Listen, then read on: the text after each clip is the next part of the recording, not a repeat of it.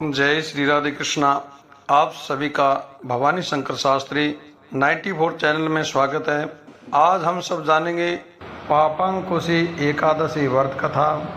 और पापांकुशा एकादशी व्रत कथा सुनने से समस्त पाप नष्ट हो जाते हैं, माता लक्ष्मी की कृपा प्राप्त होती है और यह व्रत करने से जितने भी जाने व अनजाने में पाप कर्म होता है वह सब पापों का नाश हो जाता है। सबसे पहले पापांकुशा एकादशी व्रत कथा की हार्दिक शुभकामनाएं आप सभी को, और भगवान विष्णु माता लक्ष्मी की कृपा से आपके घर परिवार में सुख समृद्धि का आवास हो।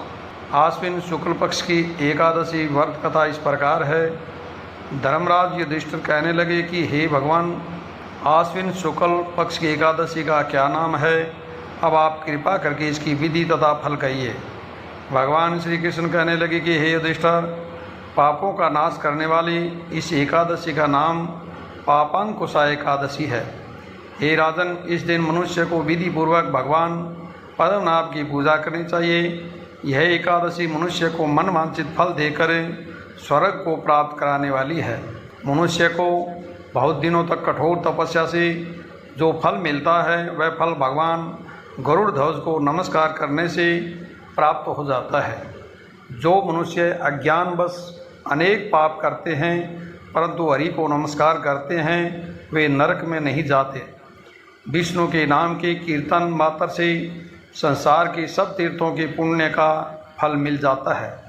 जो मनुष्य सारंग धनुषधारी भगवान विष्णु की शरण में जाते हैं उन्हें कभी भी यम यातना भोगनी नहीं पड़ती। जो मनुष्य वैष्णव होकर शिव की ओर सेव होकर विष्णु की निंदा करते हैं वे अवश्य नरकगामी होते हैं। सहस्रों वाजपेयी और तथा अश्वमेघ यज्ञों से जो फल प्राप्त होता है वह एकादशी के व्रत के 16 भाग के बराबर भी नहीं होता। संसार में एकादशी के बराबर कोई पुण्य नहीं है। इसके बराबर पवित्र तीनों लोकों में कुछ भी नहीं है। इस एकादशी के बराबर कोई व्रत नहीं है। जब तक मनुष्य पद्मनाभ की एकादशी का व्रत नहीं करते हैं तब तक उनके देह में पाप वास करते हैं। हे राजेंद्र, यह एकादशी स्वर्ग, मोक्ष, आरोग्यता, सुंदर स्त्री तथा अन्न और धन देने वाली है। एकादशी के व्रत के बराबर गंगा, गया, काशी, कुरुक्षेत्र और पुष्कर भी पुण्यवान नहीं है। हरिवासर तथा एकादशी का व्रत करने से, जागरण करने से सहज ही में मनुष्य विष्णु पद को प्राप्त होता है। हे युधिष्ठिर, इस व्रत के करने वाले 10 पीढ़ी मातृपक्ष और 10 पीढ़ी पितृपक्ष, 10 पीढ़ी स्त्री पक्ष तथा 10 पीढ़ी मित्र पक्ष का उद्धार कर देते हैं। वे दिव्य देह धारण कर चतुर्भुज रूप को पीताम्बर पहने और हाथ में माला लेकर गरुड़ पर चढ़कर विष्णु लोक को जाते हैं।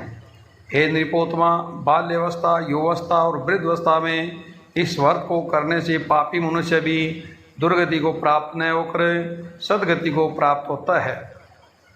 आश्विन मास की शुक्ल पक्ष की इस पापांकुश एकादशी का व्रत जो मनुष्य करते हैं वे अंत समय में हरिलोक को प्राप्त होते हैं तथा समस्त पापों से मुक्त हो जाते हैं। सोना, तिल, भूमि, गौ, अन्न, जल, छत्री तथा जूती दान करने से मनुष्य यमराज को नहीं देखता। जो मनुष्य किसी प्रकार के पुण्य कर्म किए बिना जीवन के दिन व्यतीत करता है वह लोहार की भट्टी की तरह सांस लेता हुआ निर्जीव के समान ही है। निर्धन मनुष्य को भी अपनी शक्ति के अनुसार दान करना चाहिए तथा धनवानों को सरोवर, बाग, मकान आदि बनवाकर दान करना चाहिए। ऐसे मनुष्य को यम का द्वार नहीं देखना पड़ता तथा संसार में दीर्घायु होकर धनाढ्य कुलीन को रोग रहित रहते हैं। और भगवान श्री कृष्ण ने कहा, हे राजन, जो आपने मुझसे पूछा वह सब मैंने आपको बतलाया। आप आपकी और कृपा सुनने की इच्छा है। और क्या सुनने की इच्छा है? भगवान विष्णु का व्रत करें और उपासना करते हुए समय व्यतीत करें और कथा का स्मरण करें, विष्णु सहस्रनाम का पाठ करें और राम रक्षा स्तोत्र भी पाठ करें। राम रामेति रमे रामे मनोरमे सहस्रनामने तैतुल्यम राम नाम वरानने। इस मंत्र को भी आप जप सकते हैं।